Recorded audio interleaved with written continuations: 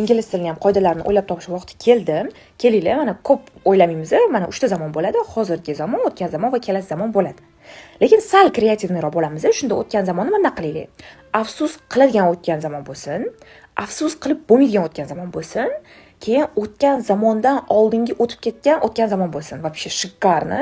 Bunaqasi hech kimda bo'lmagan. Keyin vot kelinglar, mana fe'llarni o'tgan zamon shakli har xil bo'lsin. Mana prosta har xil bo'lsin, xohlaganicha yodlasin va buni noto'g'ri fe'llar deb yodlashadi. U ham mayli, u 3 ta kolonkaga bo'lingan bo'lsin. Bilmadim nega, prosta qiziq. Keyin kelasi zamon bo'lsin. Kelasi zamon ham men sal noodatiy bo'lsin. Faqat qilaman emasda, qilishim mumkin, qilib bo'lgan bo'laman, qilib bo'lgan bo'lishim mumkin edi.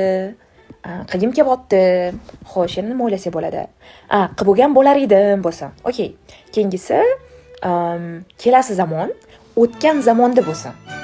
To'yiz, men shuni qilmoqchi edim, lekin qilmadim degan zamon ham kelinglar o'ylab topaylik. Давайте keyin artikllarni o'ylab topamiz. 3 ta artikl bo'ladi. A and the. Yurak jiz etsa qo'yadigan bo'lib ketsin, lekin baribir ham xato bo'lsin. Qoidasini 10 tacha kitobga cho'zib yozamiz. Именно artikl mavzusini. Xo'sh, transkripsiyaga keladigan bo'lsak, transkripsiya ham oson bo'ladi. Prosta bitta ham ingliz tili harfi bo'lmaydi. Bunaqasi hali bo'lmagan va mana shu hamma qoidani inobatga olgan holatda IELTS ekzamenini o'ylab topishsin.